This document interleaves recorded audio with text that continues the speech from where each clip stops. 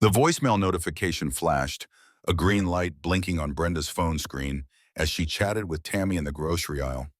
Ray's strained voice spilled out for nearby shoppers.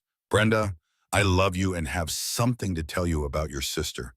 Tammy's eyes met his through the store window, a chilling triumph in her gaze, before she calmly clicked delete. Ray Miller worked the second shift, drawn to the internet after dark. His online searches evolved, focusing on stories of unfaithful wives. Paranoia began to consume him, leading him to watch Brenda for signs of infidelity. He remembered Brenda's sister, Tammy Stevens, in a past entanglement. Brenda, unaware, asked Ray to fix Tammy's leaky kitchen sink. Ray arrived at Tammy's, finding her in a bathrobe, offering coffee and suggestive glances. As he worked, Tammy leaned close, whispering, "I want you, Ray." Ray resisted firmly, citing Brenda and his love for her. Tammy brazenly propositioned, invoking their high school history. Ray reiterated his loyalty to Brenda, refusing to cheat. Tammy's demeanor shifted, turning menacing with a threat. She threatened to tell Brenda they had slept together anyway. Shaken and enraged, Ray gathered his tools and left Tammy's house.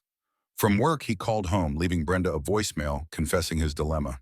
His factory shift stretched into one of the longest nights, burdened by the threat and his confession. The silence of the house settled in after midnight, a familiar companion. Ray Miller pushed the factory smell from his clothes, showering quickly before the rest of the neighborhood stirred. Brenda was asleep, her breathing even, undisturbed. Ray preferred these hours after his second shift, the world quiet enough for him to think, or sometimes not think at all. He'd sit at the old desktop in the spare room, the screen's blue glow the only light, browsing. At first it was news, fishing reports, used truck parts. Lately, though, his searches had grown specific, darker. He'd found himself on forums, reading stories about cheating wives, articles detailing the signs, the telltale clues. It started as curiosity, a detached interest in other people's misfortunes. Then the lines blurred. He began to see patterns, or imagine them, in Brenda's own routine. Her phone was often face down on the counter. She'd come home later from her book club some nights. The mileage on her car, he noticed, seemed a little higher than it should be for her usual errands. Nothing concrete, just a slow creep of unease, a cold knot forming in his stomach. He'd watch her, trying to catch a flicker in her eyes, a hesitation in her voice. He felt a quiet shame for this surveillance, but the compulsion was stronger than the guilt. A name surfaced from the hazy corners of his mind, brought on by some random thought of family gatherings. Tammy Stevens, Brenda's sister. Tammy had been a wild girl back in high school, all sharp angles and knowing smiles. Ray remembered a party years ago, a brief, fumbling moment behind the gymnasium, quickly forgotten. Or so he thought. It had been nothing, a fleeting indiscretion from a different life. Before Brenda, before this house, before the factory. He rarely thought of it now, a memory buried deep. "Could you do me a favor, Ray?" Brenda had asked him over breakfast, stirring her coffee. "Tammy called this morning. Her kitchen sink is leaking, making a mess. You're good with that kind of thing, you know." She looked at him with an open, trusting gaze. "She's tried everything." Ray felt a sudden prickle on his skin. He mumbled a non-committal answer, picking at a loose thread on his placemat, avoiding her eyes. He pulled his pickup into Tammy's driveway a few days later, the toolbox heavy in the back. Her house was a little cluttered, smelling faintly of citrus cleaner and something else he couldn't quite place. Tammy opened the door, a flimsy satin bathrobe cinched loosely at her waist. It was mid-afternoon, but she looked as if she'd just gotten out of bed. Her hair was still damp. "Ray, honey, come on in," she purred, her voice a little husky. "Coffee?" She offered a smile that didn't quite reach her eyes, a glint in them that felt too familiar. He noticed how her eyes lingered on his arms, then his chest. He nodded, trying to keep his expression neutral. He knelt under the sink, the cold metal of the pipes digging into his knees. The leak was worse than Tammy had described, a steady drip soaking the cabinet floor. As he tightened a stubborn fitting, Tammy leaned over him, her scent, sweet and cloying, filling the small space. Her bathrobe brushed against his shoulder. "I want you, Ray," she whispered, her breath warm against his ear. The words, soft yet direct, sent a jolt through him, an old heat mixed with fresh dread. His grip on the wrench tightened, knuckles white. He pulled back, bumping his head slightly on the pipe, the dull ache a welcome distraction. "Tammy, I can't do that," he said, his voice a little rougher than he intended. He looked at the cracked linoleum floor, then at her. "Brenda is your sister, and I love her." He hoped the words sounded firm, convincing. She let out a soft, humorless laugh, a dry rustle in her throat. "Oh, come on, Ray. Have you forgotten how it was in high school? Are you too good to sleep with me now?" Her eyes narrowed, a challenge in their depths. The accusation, the easy way she threw their past in his face, made his jaw clench. "I won't cheat on her," he repeated, looking her directly in the eye this time, "especially not with her sister." The words felt heavy, solid. He thought it would be enough. Tommy's expression hardened, the softness draining from her face, replaced by something colder, sharper. "Fine," she said, her voice dropping, each word a stone. "Then either you'll sleep with me, or I'll tell Brenda you did it anyway. She'll believe me." The threat hung in the air, a poisonous vapor. He stared at her, the blood roaring in his ears, his hands suddenly clammy. The wrench felt impossibly heavy. He stood up abruptly, gathering his tools with hands that trembled slightly. His head spun. The image of Brenda's trusting face flashed in his mind, then Tammy's menacing smirk. There was no argument to be made, no defense. He just needed to get out. He managed a curt nod and walked out the door, the scent of her perfume clinging to his clothes. At the factory, the hum of machinery usually soothed him. Tonight, it was a dull roar that only amplified the chaos in his head. During his first break, he found an empty corner and pulled out his cell phone. His thumb hovered over Brenda's contact. He had to tell her. He couldn't let Tammy get to her first. He took a deep breath, the metallic smell of the factory floor filling his lungs. "Brenda," he began, his voice tight with strain as he spoke into the voicemail. "I love you and have something to tell you about your sister when I get home tonight." The rest of his shift became one of the longest nights of his life. Each minute stretched, an hour passing like molasses. He worked on the line, mindlessly tightening bolts, the rhythm of the machines a cruel counterpoint to the frantic thrumming in his chest. Tammy's words echoed in his head, cold and precise. He dreaded going home, yet longed for it, for the moment of truth. Ray called Brenda's mother, learning Brenda was with Tammy and Donnie Stevens. Kevin and Lindsay, his children, were staying at Grandma's house. Anxiety consumed Ray as his factory shift finally ended. He dreaded confronting Brenda and the potential lies from Tammy. Upon arriving home, he saw Donnie's car in his driveway, confirming his fears. The front door was locked, adding to his sense of foreboding as he used his key. Inside, he found Brenda semi-conscious on the couch. Tammy was holding Brenda's hand while Donnie was pulling up his pants. Tammy offered a smile, Donnie had a smirk, and Brenda was half scared and drunk. Ray felt no arousal, only a cold, righteous fury at the scene. He lunged at Donnie, hitting him with a brutal force and knocking him down. Screams erupted behind him as Ray continued to strike Donnie, consumed by rage. A sudden, sharp blow to the back of Ray's head with a chaos at a glass vase rendered him unconscious. The factory floor was a blur of noise and movement, but Ray's mind was miles away, fixed on the voicemail he'd left. He had to know if Brenda got it, if she understood. He needed to talk to her before Tammy had a chance to spin her version. During his next break, he dialed Brenda's mother, hoping for a quick answer, some reassurance. Her voice, when she picked up, was calm, unhurried. "Oh, Ray," she said, "Brenda's out with Tammy and Donnie. She dropped the kids off here earlier, said they were going to get a bite, maybe catch a movie." A knot tightened in Ray's stomach. Tammy, Donnie. The words felt like stones dropping into a deep, cold well. Kevin and Lindsay were safe, at least, spared from whatever mess was brewing. But Brenda, with Tammy and Donnie? The information settled like ash in his chest. The last hour of his shift dragged. The machines roared, but all he could hear was the echo of Tammy's threat. Each bolt he tightened, each lever he pulled, felt like a deliberate act against the ticking clock. His stomach churned. He imagined the conversation. Tammy's lies, Brenda's confusion, his desperate attempts to explain. He practiced the words in his head, a dozen different approaches, each one sounding weaker than the last. The dread was a physical weight, pressing down on him, making it hard to breathe. He needed to get home, to face it, to tear through the uncertainty. When the whistle finally blew, Ray practically ran to his truck. The drive home usually took 20 minutes. Tonight, it felt like an eternity. He gripped the steering wheel so hard his knuckles ached. The streetlights blurred as he pushed the speed limit, a reckless urgency propelling him forward. As he turned onto his street, the familiar sight of his house, dark save for the porch light, offered no comfort. Then he saw it, a dark blue Ford parked in his driveway, a make and model he recognized instantly. Donnie Stevens's car. Ray's stomach dropped. His worst fears, the ones he'd tried to suppress, solidified into a cold, hard certainty. He parked on the street, leaving the truck's engine running for a moment, the vibrating hum the only sound in the quiet night.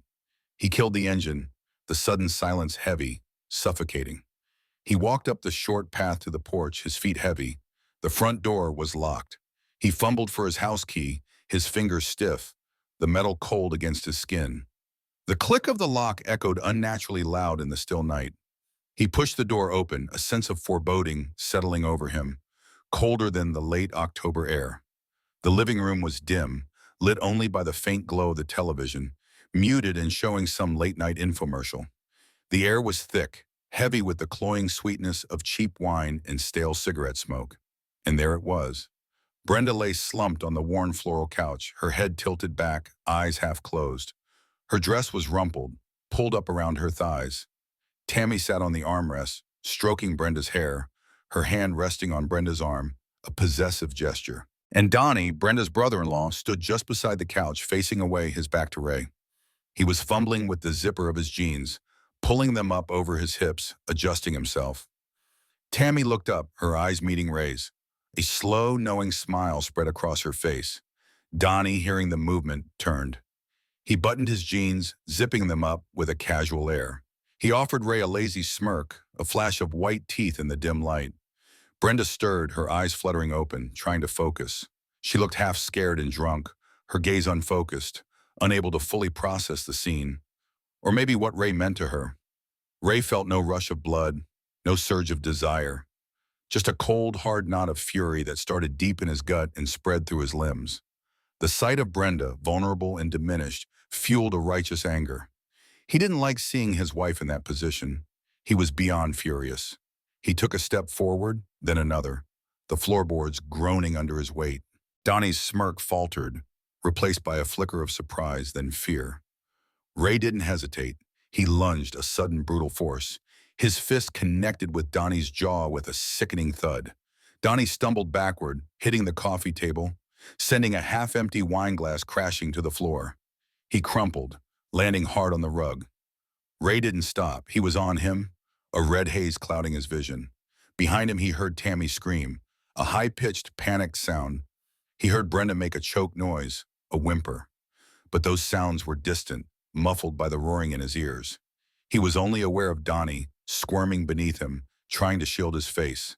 Ray's fists rained down, a relentless assault, each blow fueled by the cold, deep betrayal he had witnessed. He felt a bone crunch, a soft cry from Donnie. The rage consumed him, a primal force. Then, a sudden, blinding pain exploded at the back of his head. A sharp, shattering impact. The world tilted, white light, then black. Ray felt himself falling, the roar in his ears fading to a dull throb. The smell of wine, the lingering perfume, the metallic tang of blood. And all gone. Ray woke up disoriented in a hospital bed, a city policeman nearby. Officer Miller informed him of his concussion from a blow to the head.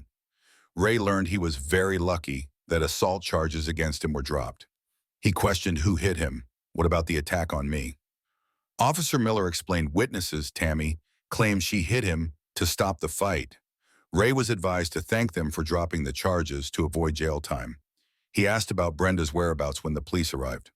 Officer Miller stated Brenda was throwing up, with Tammy blaming Ray's anger at her drinking. The official police narrative painted Ray as the sole aggressor. Brenda's police statement was vague and self-serving, mentioning only Ray yelling. Ray refused to give his statement. "I have nothing to say." He silently vowed not to expose his wife's humiliation and the betrayal. His hospital room felt like a prison, the false narrative a bitter pill. Ray began to grasp the depth of Tammy's manipulation and his family's cover-up. The fluorescent lights hummed above, an irritating whine that drilled into the throbbing pain behind Ray's eyes. He blinked, trying to clear the haze. A hospital room. The unfamiliar white sheets, the plastic bracelet on his wrist. A city policeman, stout and stern-faced, stood by the bed. Officer Miller, his name tag read. Ray tried to sit up, a wave of nausea washing over him. "Take it easy there, Mr. Miller," Officer Miller said, his voice flat, professional. "You got a concussion. Took a pretty good hit to the back of the head." He gestured vaguely towards Ray's bandaged skull. The officer's eyes held no sympathy, only a detached observation. Ray rubbed his temples, the memory of Donnie's crumpled form, of Tammy's scream, flickering like a broken film reel. "Concussion?" he managed, his voice raspy. He swallowed, his throat dry. "What happened? Where's Brenda?" Officer Miller consulted a small notepad. "You're lucky, Mr. Miller. Very lucky, actually. The parties involved have decided not to press charges." He paused, letting the words hang in the air. "Salt charges. They've been dropped." Ray blinked, confused. A hook, confusion warring with the dull ache in his head. "Charges? What charges?" He remembered the sharp blow, the sudden darkness. "You said someone hit me in the head. What about the attack on me?" He tried to inject a note of indignation into his voice, but it came out weak. The officer shifted his weight, his uniform rustling. "According to the witnesses, Mr. Miller, specifically your sister-in-law, Miss Stevens, she hit you once. She claims it was to stop the fight. You were reportedly attacking Mr. Stevens. He was, according to her, only trying to defend himself."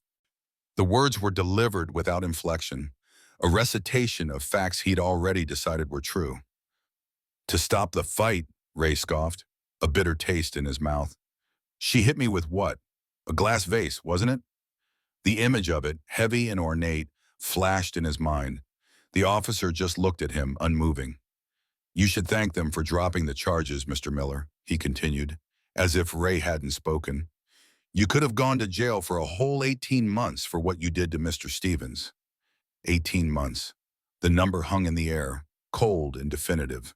Ray pushed himself up higher against the pillows, ignoring the throbbing. "Where was Brenda when all this happened?" he demanded. "When you got there?" Officer Miller flipped a page in his notepad. "Your wife, Mrs. Miller, was throwing up, apparently. Your sister-in-law said she'd had too much to drink, and you got angry with her started yelling. That's what led to the altercation, she claims." The officer's gaze was unwavering, implying he believed every word. The official police narrative was already forming, hardening around him like concrete. Ray, the aggressor. Ray, the angry husband. "Brenda's statement," Ray pressed, needing to hear it, needing to know. "She doesn't remember much," Officer Miller said, reading from his notes, "except that you were yelling at her." A vague, self-serving statement. It confirmed everything. Brenda was covering for them, or perhaps too drunk to know any better. Tammy was speaking for her. The humiliation of it all, the depths of the betrayal, washed over Ray, cold and sickening. "We need to get your statement, Mr. Miller," the officer said, pulling out a pen. "For the record." Ray looked away, out the window at the gray pre-dawn light creeping into the sky. He had nothing to say. What could he say? That he walked in on his wife and her sister, with her husband? That Tammy had propositioned him and then threatened to lie if he didn't comply? That his own wife was too drunk or too complicit to defend him? He wouldn't expose Brenda's humiliation. Not to the world, not to the police, not to anyone. He wouldn't confirm the sordid details. "I have nothing to say," Ray stated, his voice flat, devoid of emotion.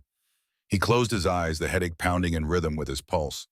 The hospital room suddenly felt like a prison cell, the white walls closing in. He was trapped in a narrative of their making, a bitter pill he was forced to swallow.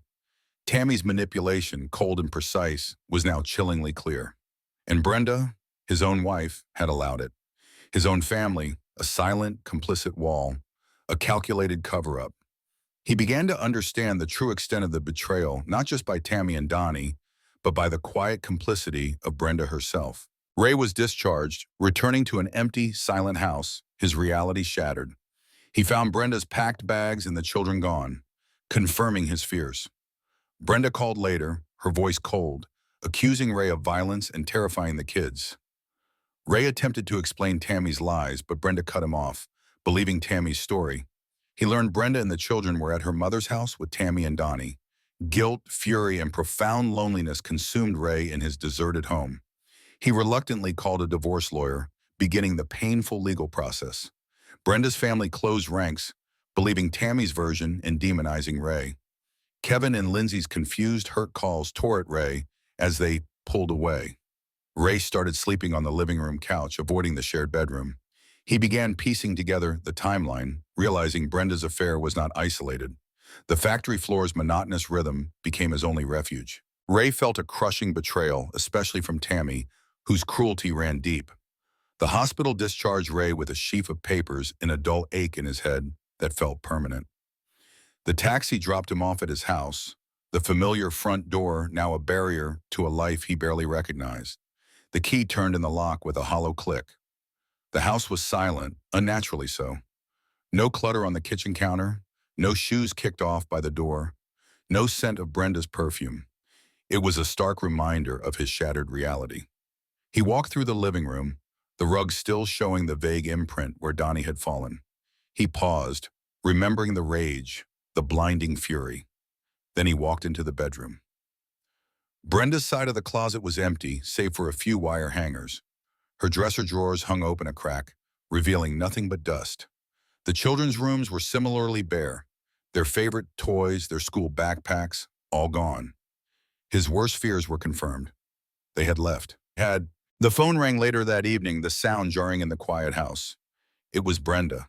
Her voice was cold, distant, devoid of any warmth. "Ray," she began, without a preamble, "what you did was unforgivable. You terrified Kevin and Lindsay. They saw you." He tried to interject, to explain, to make her understand Tammy's lies, the setup, the deeper truth. "Brenda, you don't understand. Tammy," she cut him off, her voice hardening. "You attacked Donnie, Ray. The kids saw it. They're scared of you. We're all scared of you." The conviction in her voice was absolute, Tammy's fabricated story firmly embedded. There was no room for his truth. "We're staying at Mom's," she added, her voice dropping slightly. "She understands. She knows what kind of man you are now." The casual revelation that her mother, Tammy, and Donnie were all under the same roof, united against him, hit him with the force of a physical blow. Waves of guilt, fury, and a profound, aching loneliness washed over Ray in the deserted house. Guilt for his outburst, even if provoked. Fury at Tammy's calculated cruelty, at Donnie's casual betrayal, and at Brenda's quick surrender to their narrative. And loneliness, a vast, empty space where his family used to be. The next morning, with a heavy heart and trembling hands, Ray called a divorce lawyer. The words felt foreign, alien on his tongue. He scheduled a meeting, beginning the painful and uncertain process of legal separation. Each word with the lawyer was like a chisel chipping away at the foundation of his life. Brenda's family, as expected, closed ranks around her. Her mother called him once, her voice tight with disapproval, telling him he needed help, that he was dangerous. His own parents, when he finally brought himself to tell them, listened with quiet resignation. They didn't condemn him, but they didn't offer much in the way of comfort either. The small-town grapevine ensured that Tammy's version of events spread quickly, painting Ray as a violent, unstable man who had attacked his own brother-in-law. Kevin and Lindsay's phone calls were the hardest to bear. Their voices were small, hesitant. "Daddy, why did you hit Uncle Donnie?" Kevin asked once, his voice full of confusion. Lindsay, quieter, just said, "Mommy says you're mad." Their questions tore at Ray's heart. He tried to explain, to reassure them, but the words felt hollow, inadequate. He could feel them pulling away, subtly, inexorably. The bedroom, the place where he and Brenda had shared so many nights, felt like a tomb. He couldn't bring himself to sleep there. The couch in the living room, lumpy and worn, became his new bed. He'd lie there, staring at the ceiling, replaying the events, meticulously piecing together the timeline. The late nights, the phone calls, the sudden trips Brenda made. It wasn't just that night. The affair with Donnie hadn't been an isolated incident. The realization settled in him, cold and hard. It had been going on for a while. The monotonous rhythm of the factory floor became his only refuge. The repetitive motion, the deafening noise, allowed him to lose himself in physical labor, to push the thoughts away, at least for a few hours. He was a cog in a machine, anonymous, unburdened by the weight of his fractured life. He felt a crushing sense of betrayal, not just from Brenda, though that was a deep cut, but from Tammy, her own sister. Tammy, who had smiled and whispered, who had set him up, whose cruelty ran deeper than he ever could have imagined. She had orchestrated this destruction with a cold, precise hand. Ray quietly began his own investigation, scrutinizing financial and communication records. He uncovered a damning pattern of suspicious charges and frequent contact between Brenda and Donnie. During a tense, lawyer-supervised meeting, Ray confronted Brenda demanding the truth. Initially defensive, Brenda eventually confessed to her full affair with Donnie. Ray learned the painful truth. Tammy knew, encouraged, and facilitated the affair, even hinting at partner swapping. The revelation of Tammy's manipulative role sickened Ray, connecting to her earlier threat. He struggled to reconcile the Brenda he married with the woman who betrayed him. Kevin and Lindsay were visibly struggling, acting out and asking heartbreaking questions. Ray desperately tried to shield them from the ugly details, but found it almost impossible. A hardened resolve settled in Ray. He was determined to expose Tammy's venomous nature and Donnie's complicity. His idyllic Midwestern life shattered into irreparable pieces. Brenda expressed remorse, but minimized Tammy's insidious influence. Ray swung between profound grief and a burning desire for justice. The silence of the house became a canvas for his quiet work. Ray couldn't accept the manufactured story, the swift, convenient narrative of his sudden rage. He began his own investigation, a methodical, almost detached process. Late at night after the factory, he'd sit at the desktop, poring over old phone records, Brenda's credit card statements, even sifting through archived emails he'd found stored on the family computer. He felt like a detective in his own life, sifting through the wreckage for clues. What he found was a damning pattern. Unexplained charges from motels hours away, recurring at odd intervals. Phone calls between Brenda and Donnie, sometimes several times a day, always at times when Ray was at work or asleep. Texts, deleted but recoverable, hinting at clandestine meetings and shared secrets. The pieces clicked into place, forming a picture far more intricate and insidious than he had imagined. This wasn't a one-time drunken mistake. This was a sustained, deliberate betrayal. The divorce proceedings mandated a meeting, lawyers present, in a sterile conference room downtown. Ray sat across from Brenda, the polished table between them a chasm. He looked at her, the woman he had loved, the mother of his children. "Brenda," he said, his voice level, "I know. All of it. I need you to tell me the truth. Every last bit of it." She started defensively, denying, deflecting, her eyes darting between him and her lawyer, but the weight of the evidence, the cold, hard facts he had assembled, seemed to press down on her. Eventually, the dam broke. Her shoulders slumped. Her voice, when it came, was barely a whisper. "It just happened, Ray. Over time." She confessed to the affair, the stolen moments, the lies. The details were a dull, grinding pain in Ray's chest. Then came the deeper cut. "Tammy," Brenda said, her voice laced with a strange mix of guilt and accusation. "She knew. She was always there. She said we needed to spice things up. She even joked about all of us, switching partners." The words hung in the air, a poisonous vapor. Tammy had not just known, she had encouraged it, facilitated it. Her earlier seduction, her threat, it all clicked into place, a chilling mosaic of calculated manipulation. The revelation of Tammy's central venomous role sickened Ray more than anything else. His stomach churned. The memory of her leaning over him at the sink, whispering, "I want you, Ray," now felt like a grotesque prelude to this larger, more profound betrayal. She hadn't just tried to seduce him. She had actively engineered the destruction of his family. He struggled deeply, profoundly, to reconcile the loving Brenda he married, the woman who shared his bed and bore his children, with the woman who sat across from him, confessing to such a profound betrayal with her sister's complicity.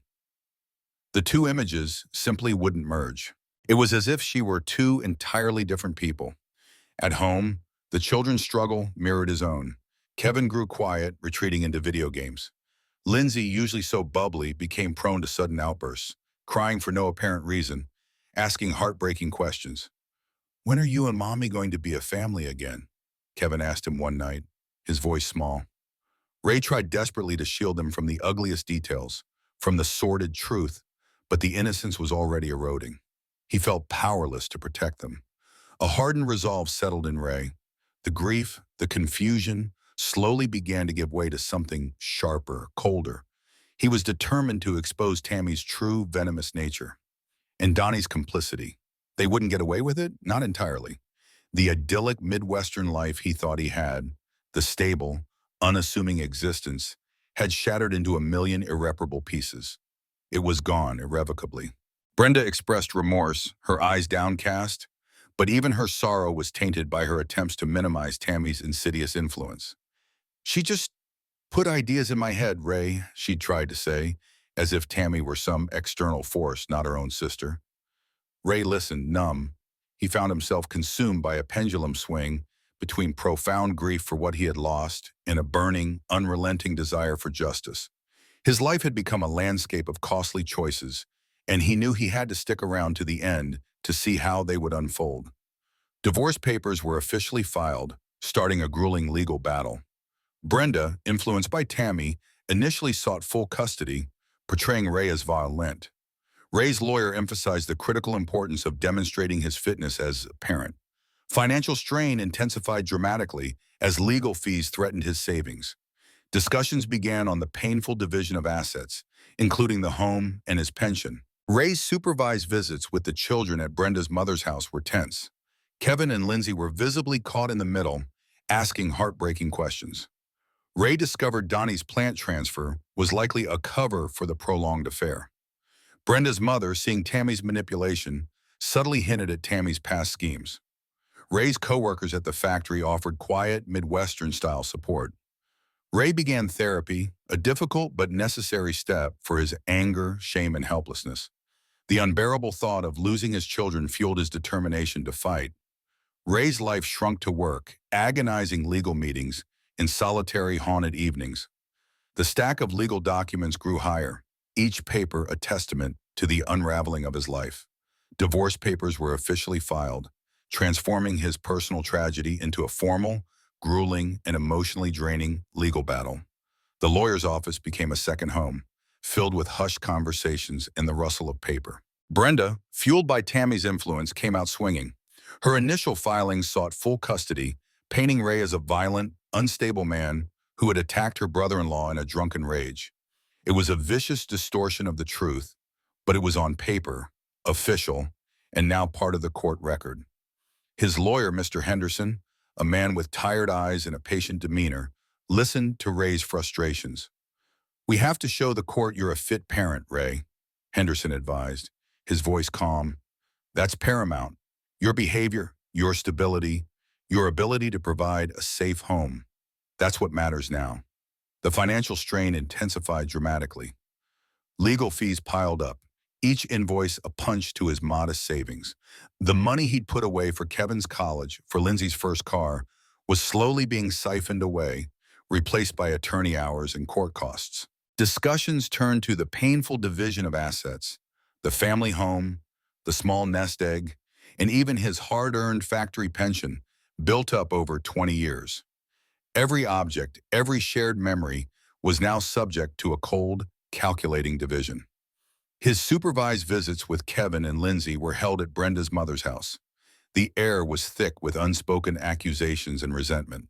Brenda's family sat stiffly, their faces hard, offering no warmth.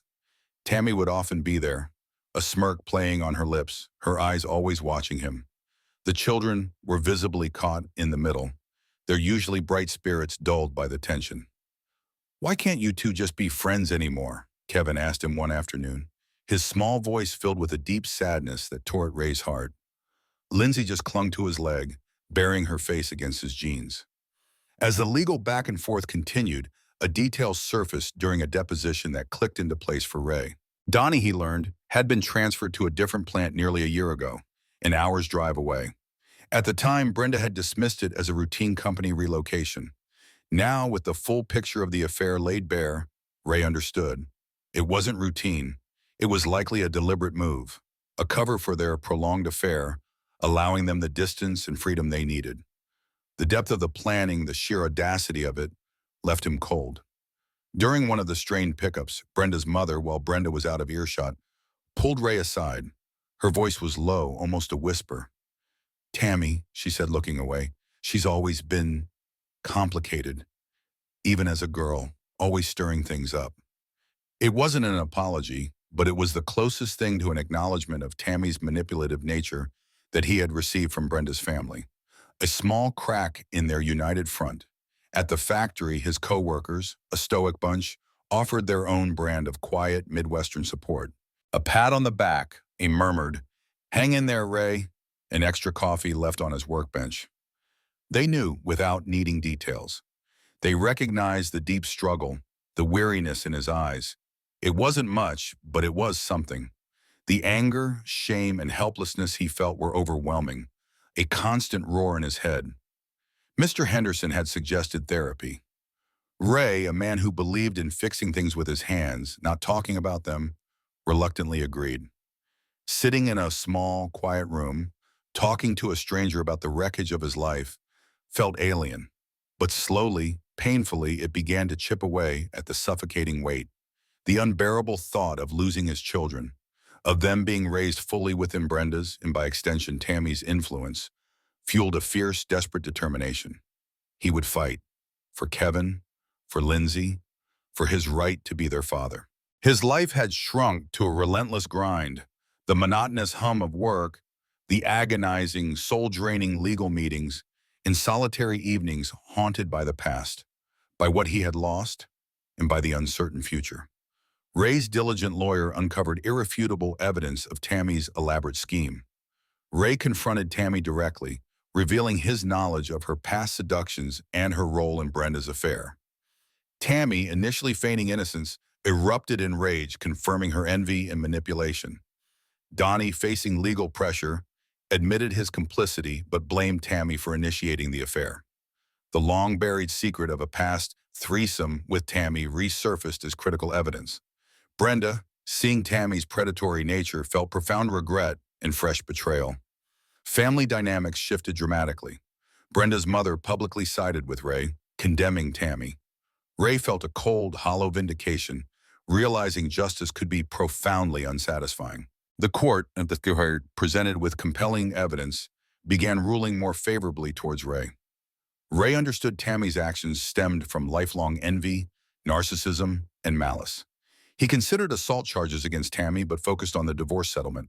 Donnie faced severe professional repercussions, leading to an involuntary out-of-state transfer.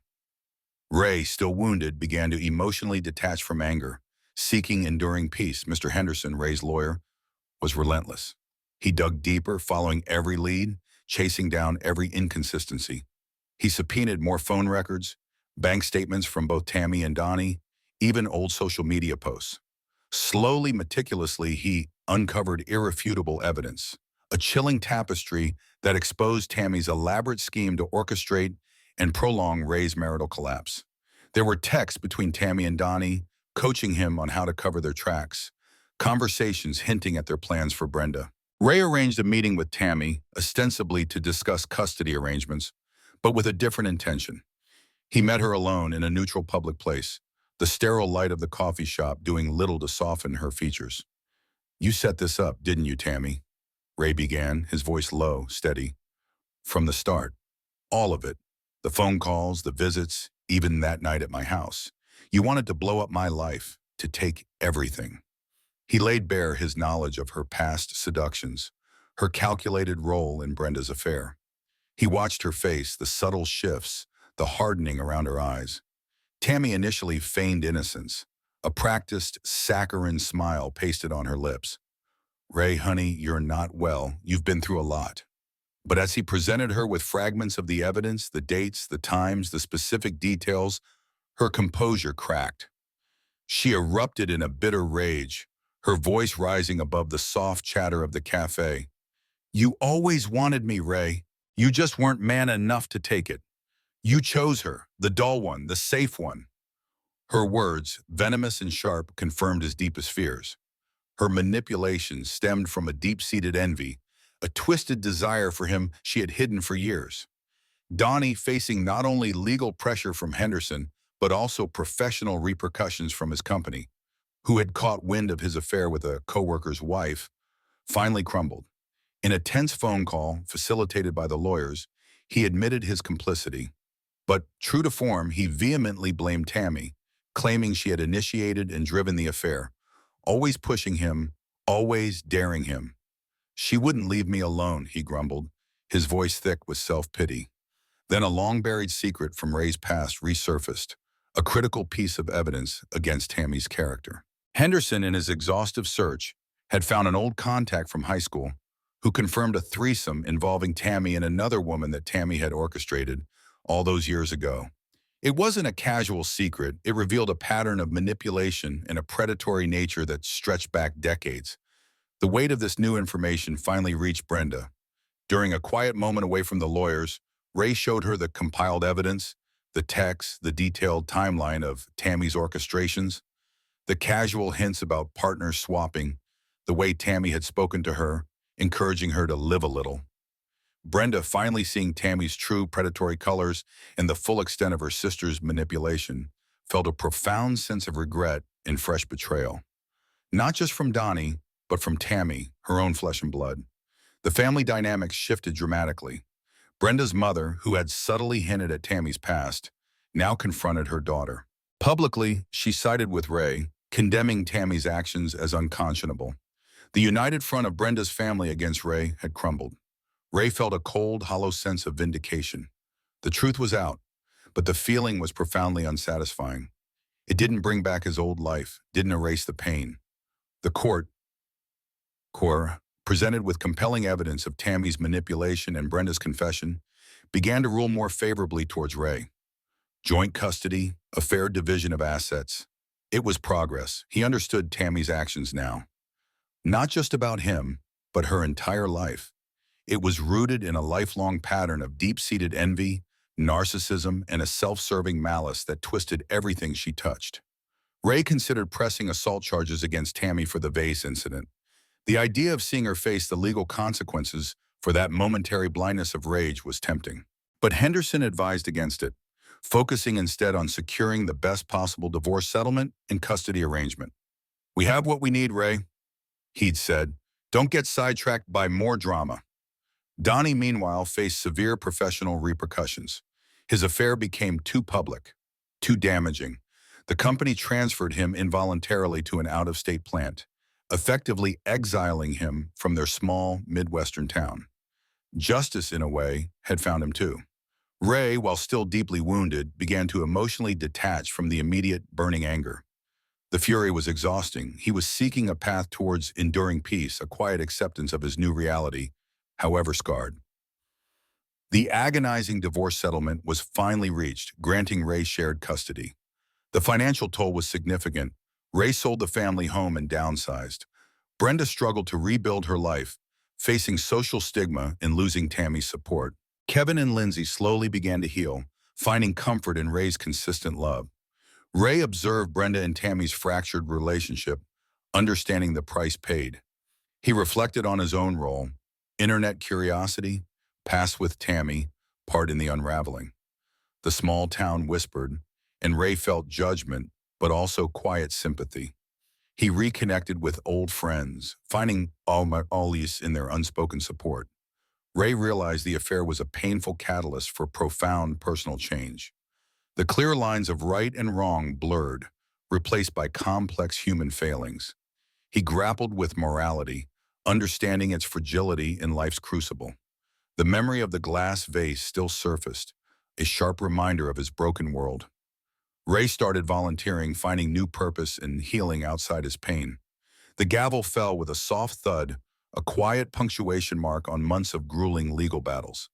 The agonizing divorce settlement was finally reached, granting Ray shared custody of Kevin and Lindsay. It was a victory, but a bittersweet one, tinged with the sadness of what had been lost. He would see his children, would raise them, but their home would forever be split.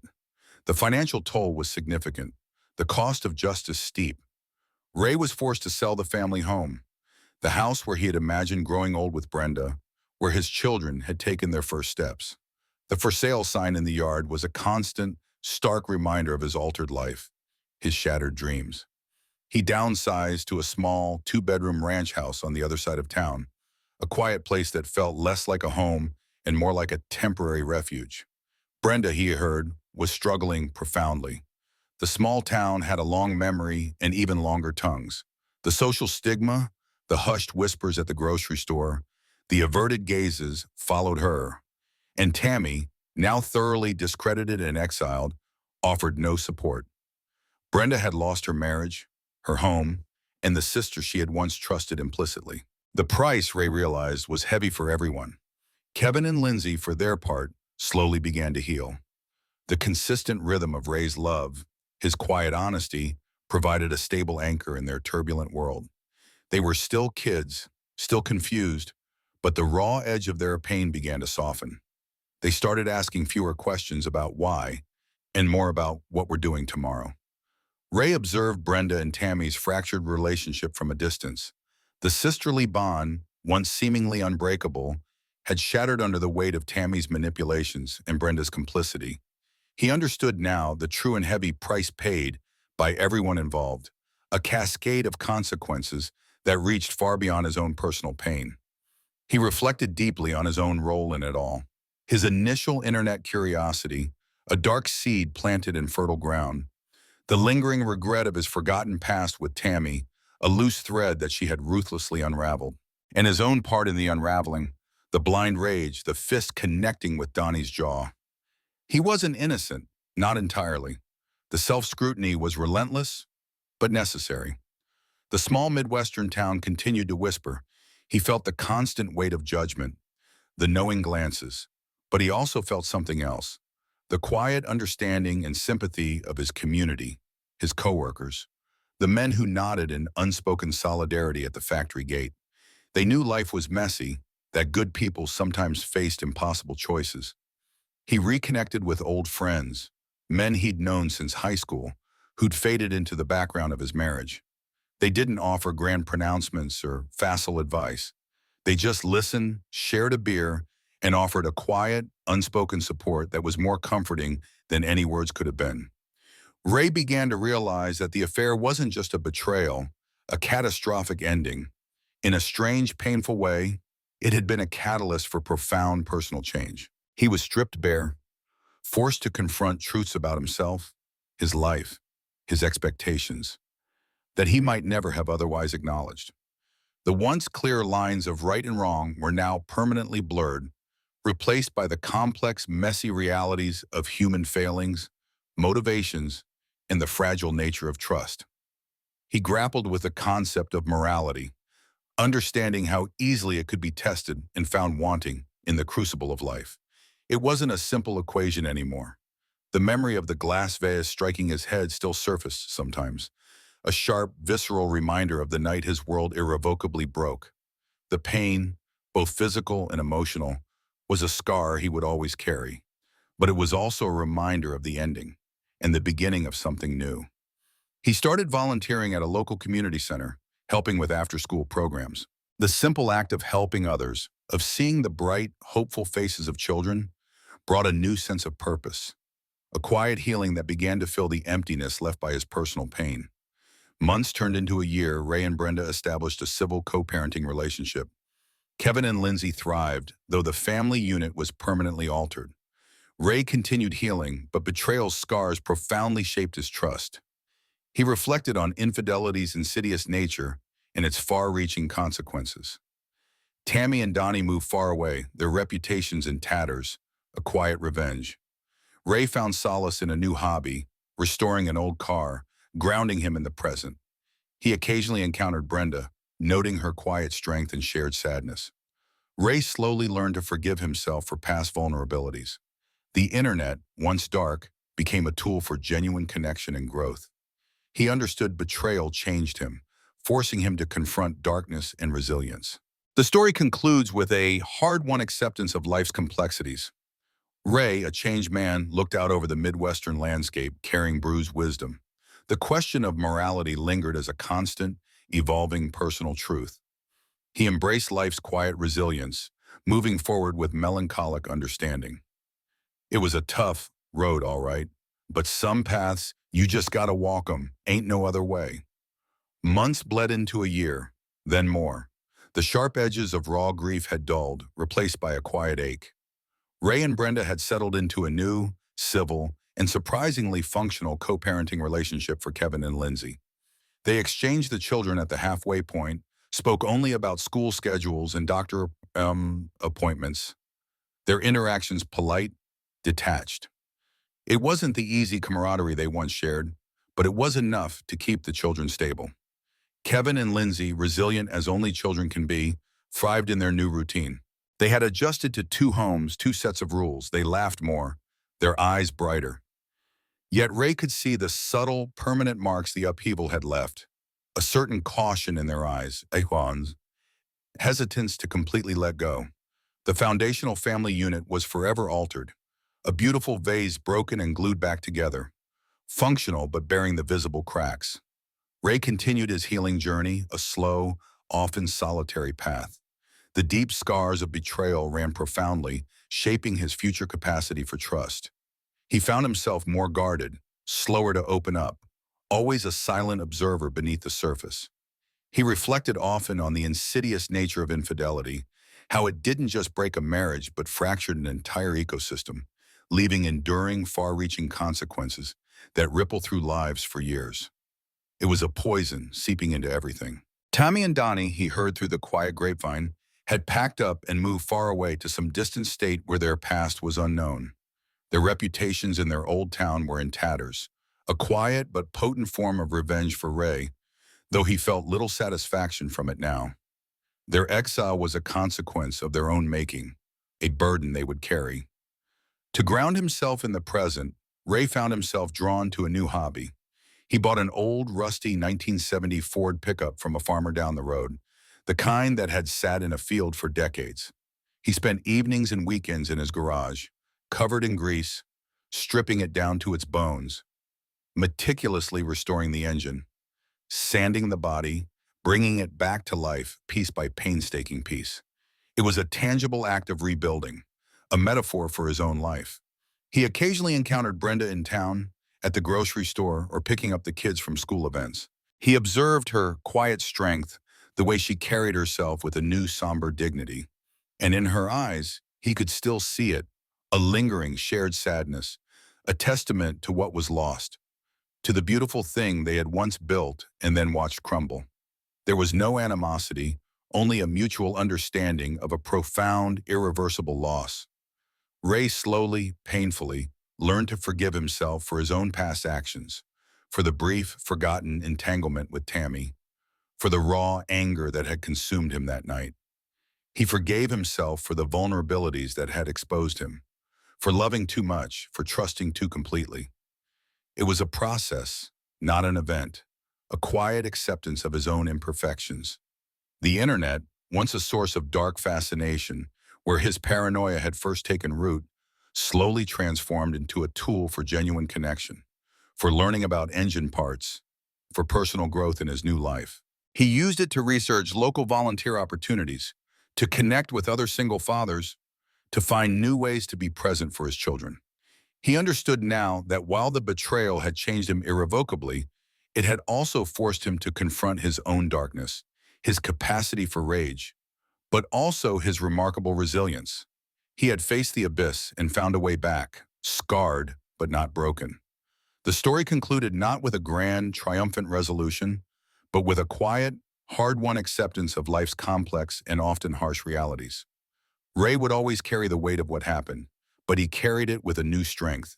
He looked out over the familiar Midwestern landscape, the vast, unchanging fields, a man profoundly changed yet enduring. He carried a newfound, if bruised, wisdom. The question of morality lingered, not as a judgment of others, but as a constant, evolving personal truth that he must continue to navigate in his own life. He embraced the quiet resilience of his existence, taking it one day at a time, moving forward with a profound, if melancholic, understanding. It was a tough road, all right, he'd sometimes mutter to himself, polishing the fender of his old pickup. But some paths, you just gotta walk 'em. Ain't no other way.